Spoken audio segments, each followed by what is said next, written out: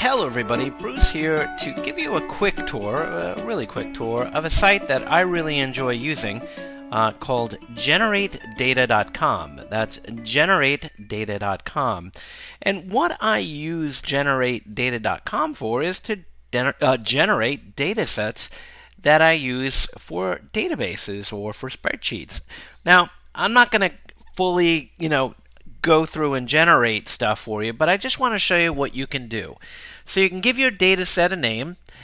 You can make it country specific because maybe phone numbers or zip codes or whatever are country specific. And then you have the ability to create columns, right? Maybe your first column is first name and then last name and then address. And what GenerateData.com does is it allows you to choose the data type that you want: names regional, phone fax regional, email, and it's going to generate all this kind of bogus data that you can then use to upload into things as such as MySQL or whatever, right? And you can tell it to do a whole bunch of things here. You can have it generate an HTML page.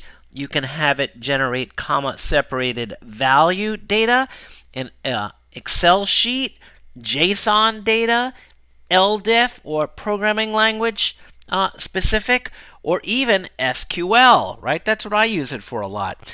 And when you click on the SQL thing, the SQL tab, not a thing, right? It says, what database table name are you going to want to put this in? Because it'll actually generate the SQL, right, code that'll create this table for you in a database of your choice, right? And then it asks you for the database type. Maybe it's Postgres, SQLite, Oracle, SQL Server, okay?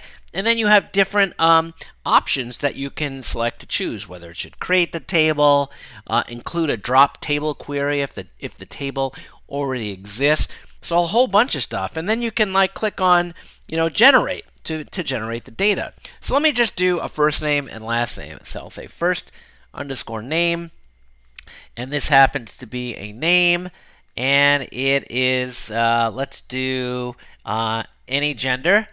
And no options. Let's give another column here called last_name, and we'll make it a surname. Let's see, names. Let's see, and then let's see right here, surname Smith. You see that? And what'll happen now, right? If I click on, let's do CSV right now, and click on generate, right? What it's going to do is generate. It's going to generate a whole bunch of data, right?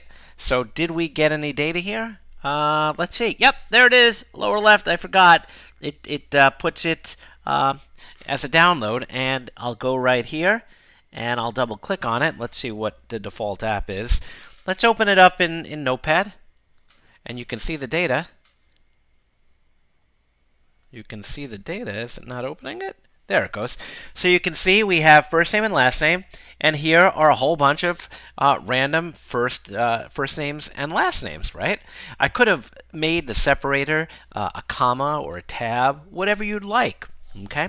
So again, this is something when you're doing development work and you need to load some test data, consider visiting GenerateData.com to supply you with the data that you need. If you have any questions, let me know.